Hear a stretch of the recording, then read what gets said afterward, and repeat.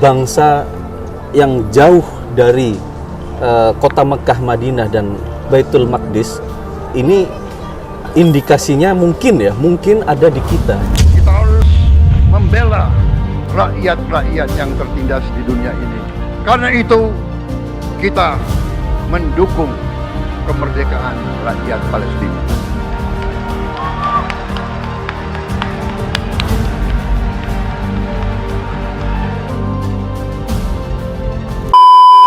Zaman keemasan Islam yang kurang lebih sekitar 1400 tahun Islam telah memimpin dunia. Ini harus kita angkat kembali supaya anak cucu kita ini dan generasi muda saat ini tahu bahwasanya umat Islam itu bukanlah umat yang layak untuk ditindas. Umat Islam bukanlah umat yang layak untuk dipermalukan. Umat Islam bukanlah umat yang layak untuk diolok-olok. Bahwa kita selama 1400 tahun itu sejarah membuktikan bahwasanya umat Islam menjadi pemimpin. Ini yang ingin saya sampaikan ke para sahabat sekalian.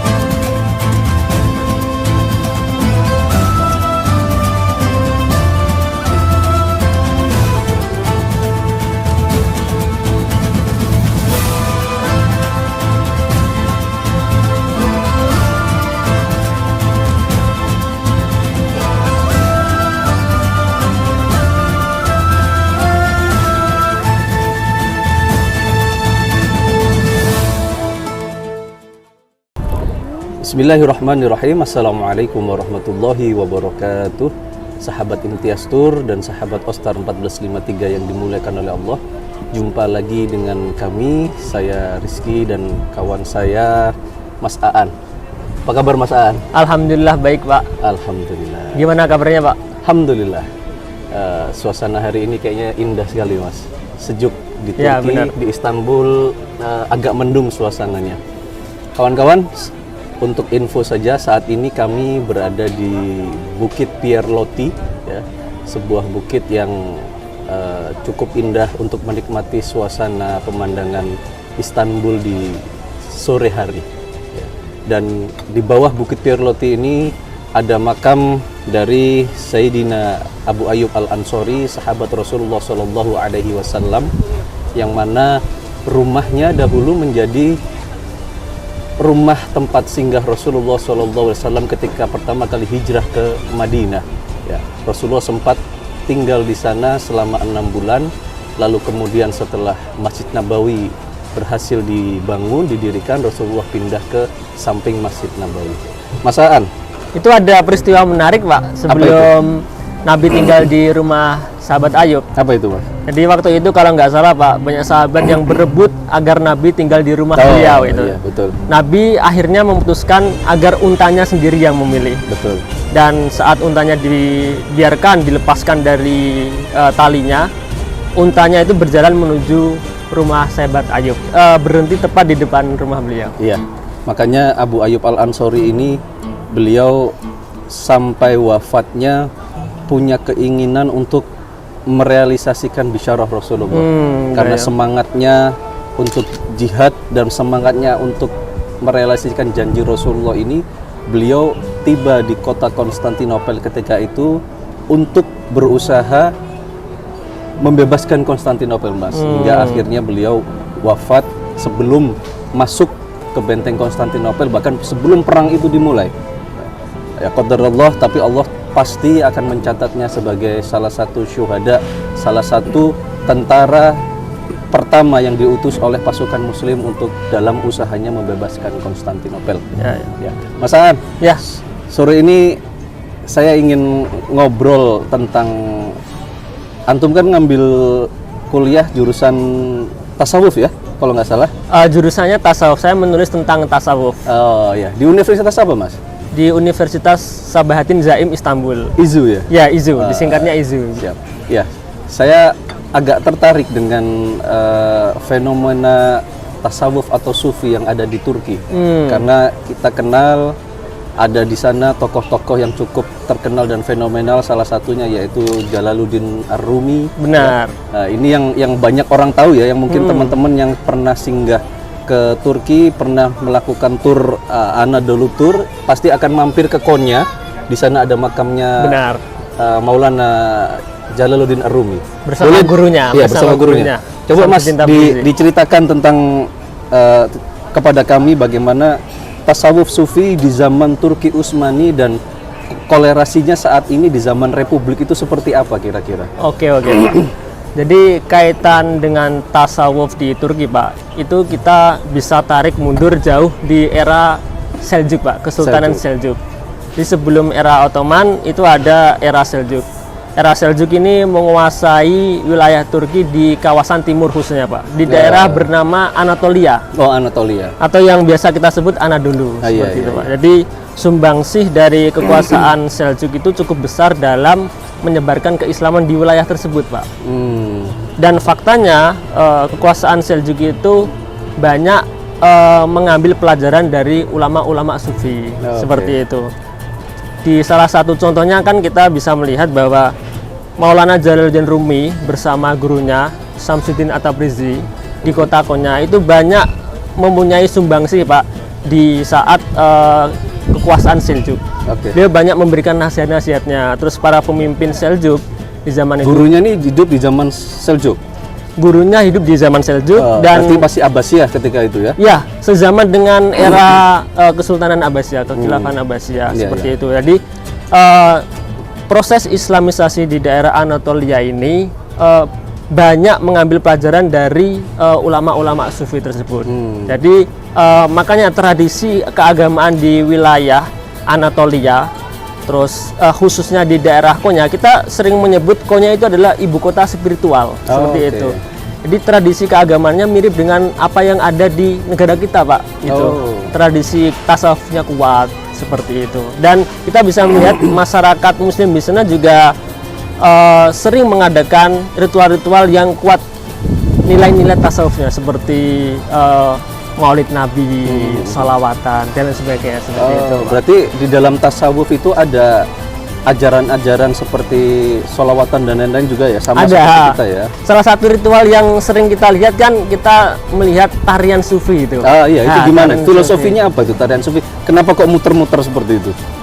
Itu diibaratkan kalau kita sedang menghayati zikir, mengingat Tuhan, terus kita ekspresikan dengan cara menari bersama. Ada nilai-nilai solidaritas dalam ritual tarian seperti itu, Pak. Jadi kita fokus zikir kepada Tuhan Yang Maha Kuasa. Dan ada salah satu fakta yang menarik, Pak. Jadi setiap tarekat itu punya pengikutnya masing-masing, Pak. Dan tarekat yang didirikan Jalaluddin Rumi itu disebut tarekat Maulawiyah, Pak. Maulawiyah, seperti itu. Dan pendirinya adalah Jalaluddin Rumi. Jalaluddin Rumi. Nah, gitu. Terus pengikutnya didominasi oleh kalangan yang kuat jiwa seninya, Pak, seniman-seniman. Sebentar, Jalaluddin Rumi ini hidup di masa siapa? Tahun berapa beliau? Sekitar tahun 1200-an, Pak. 1200-an. Di abad ke-13. Beliau seera dengan sufi terbesar bernama Muhyiddin Ibnu Arabi, Pak. Ibnu Arabi Andalus. Ibnu Arabi Andalus yang datang dari dunia barat Islam ke timur ke Syria. Ada salah satu riwayat yang mengatakan bahwa kedua tokoh ini, Ibnu Arabi dan Jalaluddin Rumi, sempat bertemu. Gitu. Ada salah satu teori yang mengatakan seperti itu. Iya. Sepertinya orang Turki juga sangat menghormati Ibnu Arabi ya. Iya, benar. Kalau kita lihat film Dirilis Ertuğrul, itu di sana diceritakan Ibnu Arabi adalah penasehat spiritual dari Ertuğrul Ghazi ketika itu. Tapi entah apakah itu benar dalam catatan sejarahnya, saya sendiri juga nggak tahu karena saya belum baca catatannya bertemu atau tidak. Tapi yang jelas dari situ kita bisa lihat bahwasanya orang Turki itu sangat menghormati Ibnu Arabi. Itu Ertuğrul salah satu pendiri dari keluarga pendiri dari Kesultanan Ottoman, Pak, ya. Bisa dibilang sebagai founding father ya. Meneruskan kalau berdirinya Kesultanan Utsmani karena kembali Utsmani berarti ke Osman Ghazi. Osman Ghazi iya. ini anaknya, cuman bapaknya ini yang sudah meletakkan batu-batu step by step sebelum Kesultanan Utsmani ini berdiri. Iya. Awalnya kan dulu masih suku Kayi ya. Nah, kalau antum tadi bilang di era Seljuk itu kan masuk ke Anatolia setahu saya tahun 1071, Mas. Benar, Pak. Itu ketika meletus perang Malazgirt atau Benar, Malazgirt. ya. Nah, itu pertempuran yang terjadi antara Kesultanan Seljuk dengan Bizantium atau Romawi Timur ya. Ya, ketika itu dengan benar. Konstantinopel yang dipimpin oleh Kaisar Romanus Diogen yang keempat ketika itu. Nah, ini ada cerita seru juga itu, Mas. Ya, Ketika bagaimana, di perang Malazgirt itu. Jadi sebenarnya ketika itu Sultan Alp Arslan itu beliau tidak ingin meladeni apa yang ditantang oleh Kaisar Romanus Diogen keempat. Itu ini. sultan dari Kesultanan Seljuk ya? Iya, Arslan. sultan yang kedua kan. Yang pertama tuh Turilbek, lalu Turilbek meninggal diganti oleh Sultan Alp Arslan. Nah, di zaman Sultan Alp Arslan ini Seljuk ini baru merintis, baru berdiri, menapakkan kakinya ini secara apa ya, secara permanen lah di Isfahan. Karena ketika di zamannya Turilbek ini dia masih belum terlalu subtle berdiri. Ya. Ketika di zaman Alp Arslan itu sudah mulai subtle. Tapi ketika itu Alp Arslan tahu diri karena merasa kekuatan militernya ini belum terlalu kuat dan dia perlu untuk memperkuat terlebih dahulu dan melanggengkan kekuasaan dan memakmurkan masyarakatnya dulu lah. Itu yang dia pikirkan ketika itu. Tapi tantangan dari Bizantium ini, karena Bizantium sudah merasa terintimidasi, merasa terciderai, merasa wilayahnya ini kok kayaknya banyak diambil sama orang-orang Turki. Ya. Akhirnya dia menantang. Ketika itu Sultan Alp Arslan berkonsultasi dengan para ulama ketika itu. Ya. Atas izin dari para ulama, maka diizinkanlah untuk meladeni perang tersebut, yang qadarullah perang tersebut akhirnya dimenangkan oleh umat muslim. Walaupun jumlah umat muslim waktu itu lebih sedikit, bahkan pasukan Bizantium ketika itu 3 kali lipat jumlahnya. Oke. Tapi cikal bakal peperangan Manzikert ini, karena kekalahan Bizantium itu menjadi titik balik atau titik awal dimulainya perang salib. Perang salib itu dimulai karena sakit hatinya orang-orang Salibis ini atas kekalahannya dan merasa umat Islam yang dipimpin oleh Turki ketika itu, ya. Kenapa saya bilang dipimpin oleh Turki? Ya. Karena ketika itu Khilafah Abbasiyah itu hanya sebagai simbol, Khalifah itu hanya sebagai simbol keagamaan saja. Pada sejatinya pemimpin tentara ketika itu adalah orang-orang Turki Seljuk. Ya.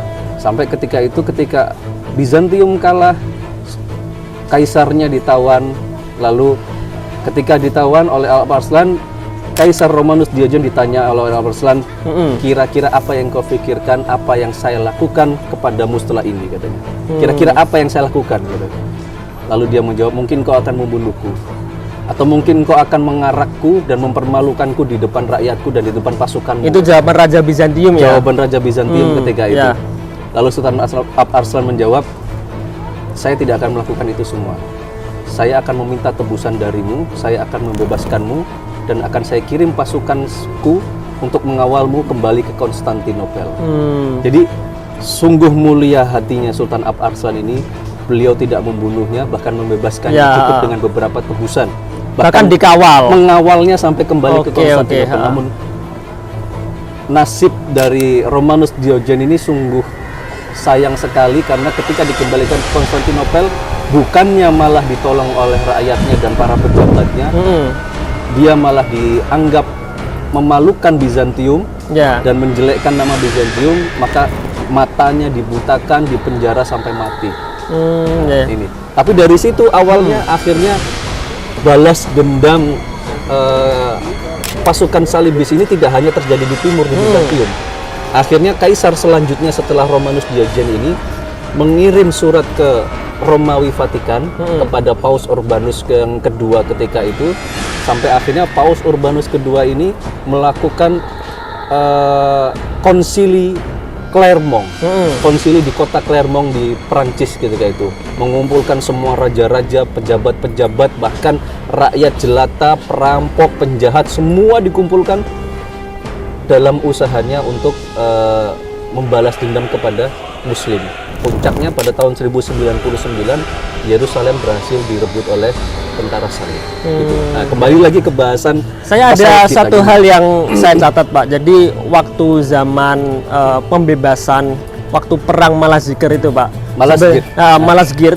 Sebenarnya Kesultanan Seljuk itu tidak ingin berperang seperti itu, tapi dipaksa kan. Mereka kaum Bizantium menantang. Terus ada satu fakta, Pak, yang saya baca dari beberapa referensi bahwa sebenarnya penduduk di kawasan Anatolia, di kawasan timur itu, mereka itu adalah penganut Katolik, Pak. Tapi bukan kaum bukan Ortodok, bukan Kristen Ortodok. Dan sebenarnya para masyarakat di situ sudah merasa tidak diurus, dianiaya oleh penguasa Bizantium. Makanya ketika kesultanan itu datang untuk membebaskan wilayah Anatolia, mereka sangat senang. Dan ketika wilayah itu dikuasai oleh Kesultanan Seljuk, mereka bisa mengekspresikan agamanya, beribadah secara tenang, sesuai keagamaan mereka seperti itu. Jadi pembebasan Islam sebenarnya tidak ada pemaksaan mereka masuk Islam.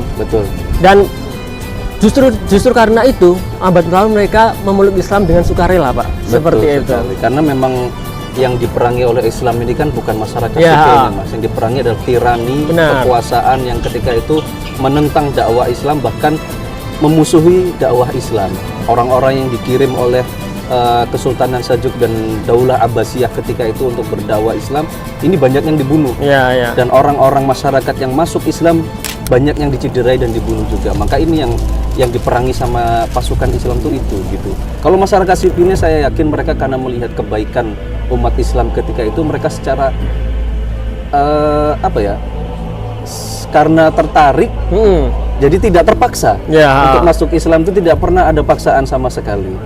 Dan itu, Pak, justru waktu era Anatolia dikuasai oleh Bizantium, mereka dipaksa untuk memeluk Kristen Ortodok, untuk berpindah aliran seperti itu. Bahkan sebelum tentara Salib tadi masuk ke Yerusalem tahun 1099 itu, Mas, itu orang-orang Kristen Ortodok yang hidup di Yerusalem ketika itu, mereka sempat menyampaikan unek-uneknya ke pemimpin Islam ketika itu, kami lebih senang dipimpin oleh sorbannya orang Muslim daripada dipimpin topi-topi milik orang-orang Katolik itulah itu.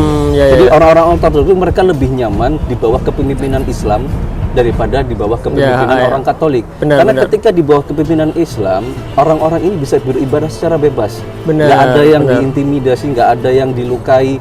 Tapi ketika Katolik yang memimpin, maka orang-orang Ortodok ini mereka dianggap sesat. Bahkan mereka dipaksa untuk murtad dari Ortodok dan masuk ke Katolik. Kalau nggak mau ya mereka dibunuh. Benar. Seperti itu. Jadi sepertinya memang ajaran atau kebijakan dari Sultan yang ada di Seljuk itu tidak lepas dari pengaruh kaum sufi dan ulama-ulamanya seperti itu, Pak. Jadi mereka punya fungsi sebagai kontrol kuasa, Pak, untuk mengarahkan para penguasa agar kebijakan-kebijakannya itu tidak diskriminatif, baik itu terhadap Muslim maupun non-Muslim. Jadi tidak ada paksaan untuk memeluk satu agama atau satu aliran apapun seperti itu. Kalau tokoh sufi di era Abbasiyah dan Seljuk siapa yang terkenal, Mas? Selain Jalaluddin Ar-Rumi tadi? Ada Samsuddin Tabrizi, Pak, guru dari Maulana Rumi. Seperti itu. Jadi Rumi itu memiliki karya bernama Masnawi, Pak. Seperti itu. Terus ada Fihi Mafihi. Terus ada namanya Syair Samsuddin Tabrizi. Dan rata-rata karya-karya Maulana Rumi terinspirasi dari guru beliau, yaitu Samsuddin Tabrizi. Seperti itu, Pak. Dan makam beliau, Samsuddin Tabrizi, itu berdekatan dengan Maulana Rumi. Di Konya juga? Di Konya juga, Pak. Nah, sekarang apa yang diajarkan oleh aliran-aliran tasawuf ini? Dan peran andil mereka dalam futuhat Islam ini apa sebenarnya gitu? Jadi, Pak, sebenarnya tasawuf itu adalah ajaran tentang moral seperti itu, Pak. Jadi mengarahkan masyarakat untuk tidak terkuasai oleh dunia materi seperti itu. Jadi mengarahkan masyarakat agar tidak tertipu daya kepada kehidupan dunia dan fokus untuk membenahi akhlak mereka. Dan itu cara mereka untuk membenahi masyarakat sosial gitu Pak, introspeksi dari diri sendiri. Oke, saya punya pertanyaan Mas. Boleh. Kalau peran sufi tadi antum bilang untuk memperbaiki moral, di mana posisi mereka ketika Baghdad ketika itu keadaannya sudah jauh dari agama, masyarakatnya sudah jauh dari syariat, bahkan pemimpinnya pun, khalifahnya pun sudah jauh dari agama, sampai puncaknya ketika Hulaguhan datang dan membumi hanguskan Baghdad. Ini mereka di mana posisinya? Karena yang saya tahu ketika saya membaca buku tulisan Dr. Majid Irsan Kailani, Hakada Doharus Juli Salahuddin wa Hakada Adatil Quds, di sana yang berperan untuk mengembalikan kondisi umat ketika itu menjadi lebih dekat dengan agama lagi, itu ada peran yang paling besar dari Imam Ghazali. Saya tidak mendengar peran dari tokoh-tokoh sufi ini ya. Kemana mereka ketika itu? Oh, begini Pak, kita harus kembali. Saya sambil minum ya. Boleh silakan. Kita harus mengembalikan arti sejati dari tasawuf itu Pak. Jadi beberapa orang banyak yang salah mengartikan tasawuf itu sebagai penyendirian, sebetulnya kita tidak uzlah gitu. Kita tidak ikut andil di masyarakat, menjauh dari kerumunan masyarakat, terus hidup fokus di kehidupan beragama. Padahal Nabi sendiri pernah bersabda Pak, bahwa ambillah duniamu itu secukupnya, terus fokuskan pada akhirat. Terus Nabi juga nggak mendorong kita untuk puasa selamanya, terus untuk tidak menikah dan sebagainya. Jadi kita harus menerapkan tasawuf yang moderat Pak, seperti itu. Lah, berkaitan dengan itu, jadi tasawuf itu sebenarnya tidak meninggalkan dunia masyarakat, dunia sosial sepenuhnya Pak. Jadi cara mereka untuk mengingatkan masyarakat itu dengan mengajak kita introspeksi, seperti itu Pak. Itu cara revolusi mereka. Berarti seorang Imam Ghazali ini bisa dibilang sufi atau bukan? Dia bisa dibilang sufi sejati, bahkan sufi moderat gitu, percontohan seperti itu Pak. Dan cara-cara beliau untuk membenahi masyarakat itu dengan memberikan nasihat-nasihat kepada para penguasa, seperti itu. Mungkin Pak Rizky pasti tahulah sejarahnya seperti apa. Sebelum keruntuhan Abbasiyah itu, bahwa Imam Ghazali sudah mengingatkan beberapa penguasa untuk bersiap diri. Betul. Ya, kalau di bukunya Dr. Majid Irsan Kailani itu diceritakan bahwasanya Imam Ghazali 5 tahun bahkan tuh sebelum runtuhnya Baghdad oleh Mongol, sebelum runtuhnya Baghdad, dan 2 tahun sebelum Yerusalem itu direbut oleh tentara salib, itu Imam Ghazali sudah sepulang haji, beliau tuh keliling ke kota-kota besar Islam ketika itu, Damaskus, Kairo, Mekah, Madinah, kemana-mana lah intinya, bercerita dan menasehati kepada para penguasa dan masyarakatnya bahwasanya beliau memiliki firasat tidak lama lagi kita tidak bisa sholat di Baitul Maqdis dan tidak lama lagi Islam akan diruntuhkan. Nah, ini firasat beliau. Firasat Pak firasat ini firasatul ulama ini ciri khas dari tasawuf Pak. Dia mengandalkan intuisi seperti ilham. Nah, ketika dari situ akhirnya masyarakat semuanya menolak. Para penguasa tidak percaya dengan apa yang dikatakan oleh Imam Ghazali, bahkan menganggap beliau gila. Bagaimana mungkin kita nggak bisa sholat di Baitul Maqdis? Bagaimana mungkin Islam akan runtuh? Engkau lupa istana Baghdad masih berdiri megah katanya.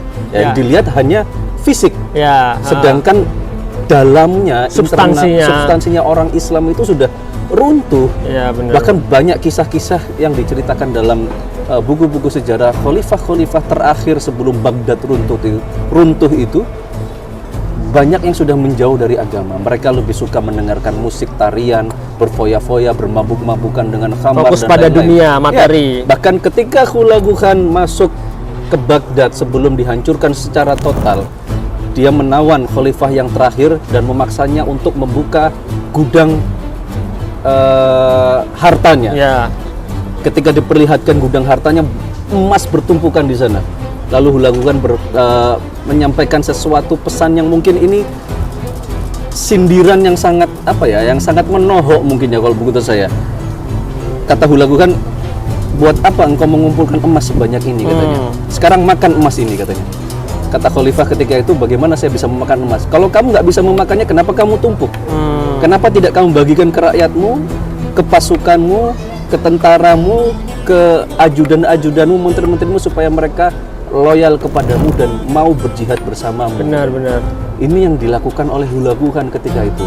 Sebenarnya bahkan ketika itu Hulagu Khan bilang, sesungguhnya Tuhanmu mengirim aku untuk menghukummu. Ini kata Hulagu Khan. Hulagu Khan tuh walaupun dia orang kafir, tapi dia tahu bahwasanya khalifah saat itu sudah jauh dari agamanya. Dia tidak lagi memperdulikan umatnya, tidak lagi memperdulikan rakyatnya. Yang dia pedulikan hanyalah dirinya sendiri dan kesenangannya sendiri. Menarik itu, Pak. Iya. Soalnya setahu kita Hulagu Khan itu tidak beragama, ateis, Iya. Pak. Tapi dia menasihati orang untuk beragama. Betul. Seperti itu, Pak. Iya. Itu agak unik seperti itu. Terus seperti ini, Pak. Maksudnya memang dari catatan sejarah, tasawuf ini memang tasawuf moderat, nggak jauh dari dunia perpolitikan, Pak. Nah, Jadi mereka selalu dekat dengan penguasa, tujuannya tidak untuk mencari jabatan seperti itu, tapi untuk mengontrol para penguasa itu. Jadi mereka berpolitik dengan cara politik yang elegan seperti itu, Pak. Mengontrol para penguasa agar tidak terjebak dalam dunia materi, keduniaan. Terus agar gini, Pak, para penguasa terus sufi itu mengontrol mereka. Jika mereka mempunyai harta agar dibagikan. Jadi sufi itu selain dekat dengan dunia politik, juga dekat dengan dunia sosial, Pak. Mereka mengambil sebagian kekayaan itu bukan karena mereka untuk kepentingan pribadi, tapi untuk membagikan, memeratakan kepada kaum miskin seperti itu, Pak. Itu. ya, tadi kalau antum bilang sufi itu dekat dengan sosial dan politik. Pertanyaannya, Mas, Ya. di mana mereka saat Abbasiyah itu hancur? Apakah mereka tidak melihat kondisi umat ketika itu sudah jauh dari agama? Lalu di manakah peran mereka ketika di masa-masa akhir Turki Utsmani? Ketika orang-orang Turki ketika itu sudah jauh juga dari agama khalifahnya, ya tidak jauh beda karena memang setiap zaman, setiap kekuasaan itu selalu ada masa bangkit, masa keemasan, masa penurunan. Ketika masa turun ini di mana mereka gitu? Apakah mereka tidak melihat kondisi umat sudah jauh? Kenapa mereka tidak memperbaiki gitu? Oke. Gini, Pak, kita kembali ke tujuan tasawuf sebenarnya, Pak. Jadi tujuan tasawuf itu adalah sebenarnya tarbiyah, taklim, pendidikan seperti itu, Pak. Jadi sebelum kejadian keruntuhan, mereka sudah mengingatkan kepada para penguasa untuk bersiap dan berintrospeksi seperti itu. Tapi setelah para penguasa itu tidak mendengarkan mereka, bukan berarti para sufi itu marah lalu menyendiri dan lain sebagainya. Mereka ikut bertanggung jawab, Pak, dengan cara apa? Mendidik masyarakat di kalangan sosial seperti itu. Jadi seperti di zaman keruntuhan Ottoman, Pak, Utsmaniyah di akhir-akhirnya itu sebelum berdirinya Republik Turki. Jadi gerakan mereka itu sudah dilarang, Pak. Mereka tidak boleh masuk di sekolah-sekolah karena kurikulum sekolah di era akhir Utsmaniyah itu sudah disusupi kurikulum sekulerisme seperti itu, Pak. Nah, karena mereka tidak bisa aktif menyampaikan pendidikan di sekolah resmi seperti itu, mereka fokus di zawiyah atau di bahasa Turki disebut TK, Pak. TK. Nah, mereka memberikan pendidikan agama di situ. Jadi masyarakat sosial itu tetap bisa belajar agama meskipun di sekolah-sekolah milik pemerintah itu sudah tidak ada. Jadi fokus ke pembenahan masyarakat sosial seperti itu, Pak. Yang saya tahu tuh tokoh sufi di era Turki Utsmani itu ada Syekh Edebali. Benar. Beliau itu mufti pertama dalam Turki Utsmani. Ya. Mertuanya Osman Ghazi. Lalu penggantinya ketika itu Dursun Fakih. Ya. Ketika Syekh Edebali meninggal itu diganti oleh Dursun Fakih, lalu digantikan oleh anaknya Osman. Anak Osman kan punya dua putra, yang pertama Orhan, yang kedua Alauddin. Nah, Alauddin ini meneruskan jejak kakeknya menjadi Darwish dia. Lalu di masa-masa akhir itu Darwish itu seorang sufi, sebutan lain sufi, Pak, ya. Lalu di masa Sultan Mehmed itu ada Syekh Ahmad Al-Qurani, lalu ada Syekh Aksamsuddin, gurunya, guru spiritualnya. Ini rata-rata memang mereka sufi dan mereka selain ahli agama, selain ahli sufi, mereka juga ahli ilmu-ilmu yang lain. Ya, benar. Jadi kalau di makamnya Syekh Aksamsuddin itu kita temukan catatan bahwasanya beliau ini ahli kedokteran juga, penemu alat kedokteran, penemu penyakit-penyakit kayak seperti mikroba dan lain-lain itu beliau adalah salah satu pionir juga. Tapi memang tidak terlalu terkenal di dunia umum gitu ya, karena kurang disorot mungkin. Kalau saya bilang karena ada masa lalu antara dunia Arab dengan Turki ketika itu, pertentangan yang sampai sekarang mungkin bisa dibilang cukup mengakar ya. Iya, iya. Jadi nggak akur antara orang Turki sama orang Arab, sampai akhirnya mereka saling tidak mau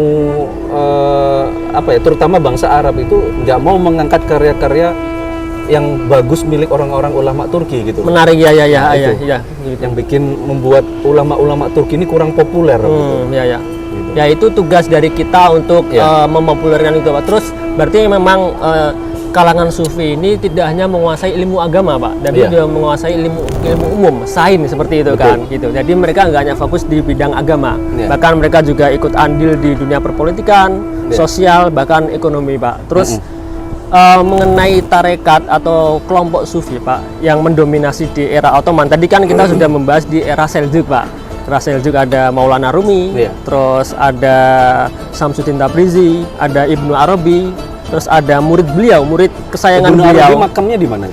Ibnu Arabi Tahu nggak? ada beberapa versi, Pak. Ada yang mengatakan di Syria, ada yang mengatakan di Turki. Itu Nah, sekarang kalau torikoh Mu'tabaroh, torikoh sufi Mu'tabaroh yang ada di Turki yang kita kenal di Indonesia itu ada nggak? ada, Pak. Apa? Jadi toriko yang mendominasi di Turki saat ini bernama toriko Naqsyabandi. Oh, Naqsyabandi besar di sini? Ya. Jadi Di mana pusatnya sekarang? ada yang berkata di salah satu tulisan, Pak, bahwa ibu kota toriko Naqsyabandi itu di kota Istanbul ini, Pak. Oh ya? Di kota Sampai Istanbul. sekarang masih ada? Sampai sekarang, Pak. Jadi Di mana sekarang? ada di distrik bernama Fatih. Oh. Jadi di belakang Masjid Sultan Fatih. Itu banyak di sana zawiyah-zawiyah, terus pusat tarikat, pusat zikir dari tarikat Naqsyabandi. Nah, ini Pak. terbuka untuk umum atau kalangan khusus saja? Terbuka ini informasi buat kawan-kawan mungkin Ya. yang tertarik untuk berkunjung. Mungkin di Indonesia antum berafiliasi atau mengikuti Toriko Naqsyabandi dan ingin berziarah ke sini menemui siapa? Mursyidnya Syekh bisa. dan para mursyidnya di sini, mungkin bisa diinfokan di mana, terus apakah itu terbuka untuk umum, gimana bisakah kita memfasilitasi pertemuan itu? Bisa, Pak. Jadi Bisa, di sini ada perkumpulan agama yang paling terkenal bernama Ismail A, Pak. Ismail A. Itu salah satu jamaah tarekat Naqsyabandi yang tertua yang ada di Istanbul seperti itu. Terus ada juga, Pak, jadi setelah keruntuhan Kesultanan Utsmaniyah berdiri perkumpulan, atau sebelum bahkan gitu. Di awal-awal era Republik Turki itu berdiri perkumpulan agama bernama Iskandar Pasha. Iskandar Pasha itu perkumpulan para sufi dari tarekat Naqsyabandi. Dan dari perkumpulan ini, Pak, banyak melahirkan organisasi agama, bahkan di luar agama. Seperti kalau sampean tahu ada Perdana Menteri Necmettin Erbakan. Pernah dengar Necmettin Erbakan? Nah, Necmettin Erbakan dia mendirikan perkumpulan bernama Gerakan Bangsa. Kalau di dalam bahasa Turki disebut Milli Görüş. Nah, dari organisasi ini dia mendirikan partai seperti itu, dan muara atau inspirasi ajaran dari kelompok-kelompok yang didirikan Necmettin Erbakan itu bermuara dari ajaran Naqsyabandi Khalidi, Pak. Jadi orang-orang sufi ini sekarang ada yang terjun ke politik nggak? banyak, Pak, banyak. Contohnya partai apa? Kalau sekarang di era partai presiden Erdogan ini AK-Parti, Pak. AK-Parti seperti itu. Jadi AK-Parti ini apakah sejenis kalau di Indonesia semacam PKS begitu bukan? Yang berasaskan agama atau bagaimana? Cukup berbeda, Pak. Beda, ya? Kita nggak bisa menyamakan 100% karena situasi dan kondisinya berbeda, Pak. Seperti tadi mereka berdiri itu awalnya dari perkumpulan tasawuf seperti itu, Pak. Terus karena di awal-awal Republik Turki pendidikan tasawuf itu dilarang, Pak. Terus banyak dari pengikut aliran ini itu perkumpulan tasawuf belajar di luar negeri seperti itu. Ada yang belajar di Kairo, ada yang belajar di Madinah, ada yang belajar di Baghdad sampai dengan Syria. Ada yang di Damaskus. Nah, masing-masing dari anak atau anggota dari kelompok ini mereka mendapat pelajaran dari tempat dia belajar. Ada yang terpengaruh oleh ideologi Ikhwanul Muslimin, ada yang terpengaruh dengan Salafi dan lain sebagainya. Sekembalinya mereka belajar dari luar negeri, kembali ke Turki, mereka tetap menjaga pemikiran tasawufnya, Pak. Tapi divariasi dengan pelajaran yang mereka dapat dari luar. Akhirnya muncullah ajaran tasawuf yang bertemu dengan ajaran gerakan Ikhwanul Muslimin seperti itu, Pak. Di gerakan Ikhwanul Muslimin yang fokus pada dunia politik, dipertemukan dengan nilai-nilai moral dari gerakan tasawuf, lahirlah partai-partai politik seperti itu. Selain Pak. Akap Party, partai apa? Ada partai yang didirikan Najmuddin Arbakan seperti itu zaman dulu. Ada partai Rafah namanya. Yang sampai sekarang masih eksis? Sampai sekarang masih eksis partai AKP, Akparti seperti itu Pak. Terus selain mereka mendirikan perkumpulan politik, partai politik, mereka juga mendirikan organisasi bisnis Pak, seperti Musiat gitu. Musiat. Jadi perkumpulan para sufi yang berbisnis, sering ekspor impor, menghidupkan. Jadi mereka ingin independen Saya Pak. tahu tuh di Indonesia ada Pasiat, Mas. Pasiat. Oh, ini Musiat. Pasiat itu terafiliasi dengan Fethullah Gulen. Oh, ya. Tapi kan sekarang sudah habis itu kan. Ya, dilarang di sini karena terlibat dengan pemberontakan menurut itu. Iya. Cerita yang beredar seperti itu Pak. Terus jadi kita bisa melihat Pak dari era Seljuk, terus kita tarik ke era Utsmaniyah, bahkan di era modern Turki sekarang, tasawuf nggak bisa terlepas dari masyarakat Turki seperti itu Pak. Jadi seberapa kuat mereka ditekan, mereka pasti tetap bertahan Pak, gitu. Nah, konklusi terakhir Mas sebelum kita tutup podcast ini. Ya, Kira-kira peran tasawuf itu masih bisa nggak membangkitkan kenangan masa lalu sejarah Turki Utsmani yang besar dengan Islamnya? Dengan hadirnya tasawuf saat ini bisa nggak mengembalikan lagi zaman itu? Sedangkan kita lihat saat ini masyarakat Turki di sebagian besar wilayahnya penduduknya ini masih sekuler ya. Iya.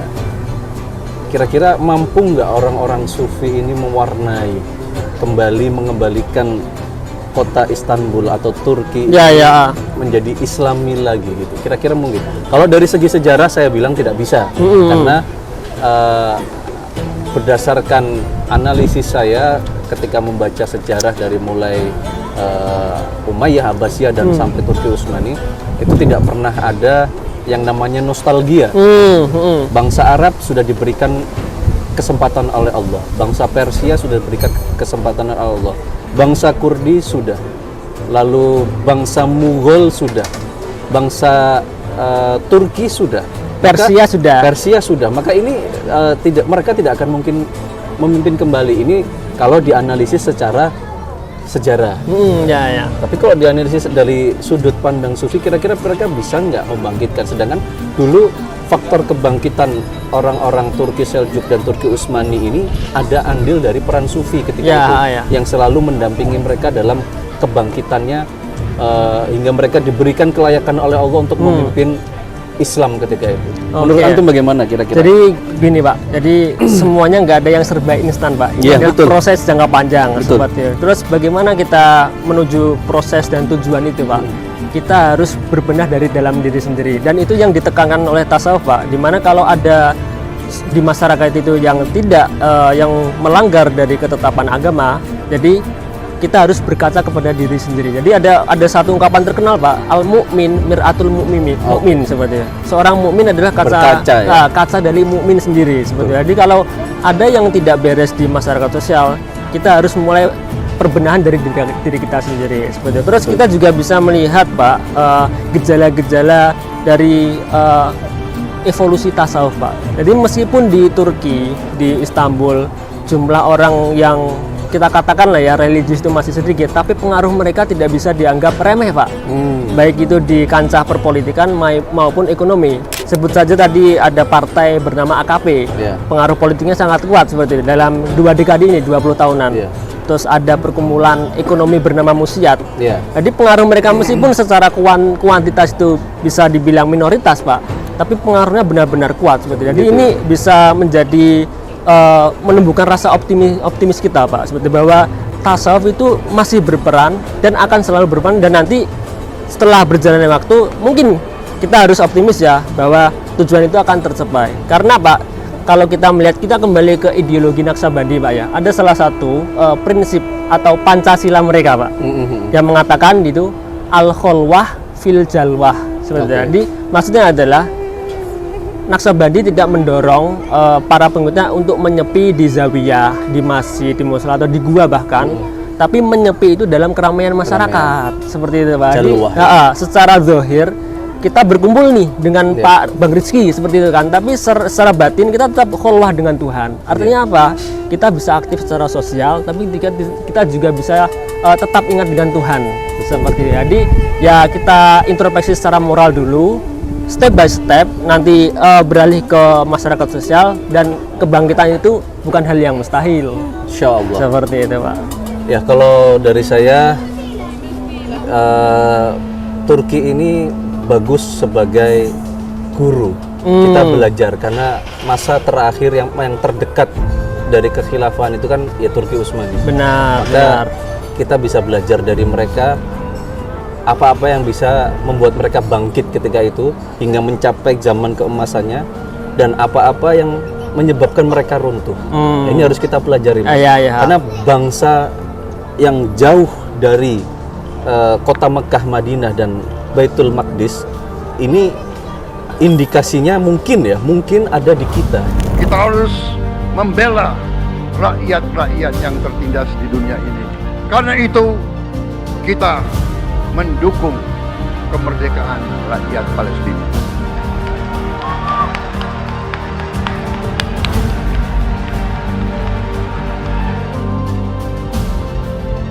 Di orang-orang Nusantara, Indonesia, Asia Tenggara, ini yang sama Allah belum pernah dikasih kesempatan untuk memimpin Islam, memimpin dunia ketika itu. Dan kita berharap kesempatan itu Allah berikan kepada kita, maka sejatinya kita harus memantaskan diri kita. Selayaknya Sultan Muhammad Al-Fatih memantaskan dirinya ketika hendak membebaskan Konstantinopel, maka kita pun harus memantaskan diri kita, memantaskan orang-orang terdekat kita, keluarga kita, agar Allah memberikan kesempatan itu, agar Allah memberikan kebangkitan Islam di akhir zaman ini kepada kita, Mas. Ya. Baik. Ada tambahan untuk closing buat teman-teman? Untuk pesan dari saya mungkin kita harus tetap maksudnya terbuka pikirannya untuk mempelajari apapun Pak itu. Jadi kita nggak hanya termakan oleh berita-berita negatif tentang tasawuf seperti itu sebelum kita membaca karya-karya mereka seperti itu. Baik, siap. Sahabat Imtiaz Tour dan Ostar 1453, mungkin podcast kita, obrolan kita pada sore hari ini di kota Istanbul dan tepatnya di Bukit Pierloti kita cukupkan sekian dulu. Insya Allah kita bertemu di lain kesempatan dan di lain waktu untuk membahas lebih banyak lagi tentang ilmu-ilmu sejarah dan ilmu-ilmu yang berkaitan tentang keislaman. Terima kasih. Sekian dari saya. Wassalamualaikum warahmatullahi wabarakatuh.